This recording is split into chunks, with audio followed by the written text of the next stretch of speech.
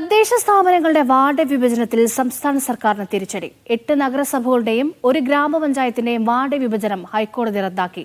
മുസ്ലിം ലീഗിന്റെ ഹർജിയിലാണ് സിംഗിൾ ബെഞ്ചിന്റെ ഉത്തരവ്. കൊടുവള്ളി, ഫാറൂഖ്, മുക്കം, പയ്യോളി, പട്ടാമ്പി, പാനൂർ, ശ്രീകണ്ഠാപുരം, മട്ടന്നൂർ നഗരസഭകളിലും പട്ന ഗ്രാമപഞ്ചായത്തിലും നടന്ന വാർഡ് വിഭജനമാണ് ഹൈക്കോടതി റദ്ദാക്കിയത്. വാർഡ് വിഭജനത്തിനുള്ള ഉത്തരവ് അശാസ്ത്രീയവും നിയമവിരുദ്ധവുമാണെന്ന് കോടതി നിരീക്ഷിച്ചു. 2011 നടത്തിയ സെൻസസ് പ്രകാരം 2015 വാർഡ് വിഭജനം നടത്തിയിട്ടുണ്ട്. മറ്റൊരു സെൻസസ് നടത്താതെ വാർഡ് വിഭജനം നടത്തരുതെന്ന ഹർജിക്കാരുടെ വാദം കോടതി ശരിവച്ചു.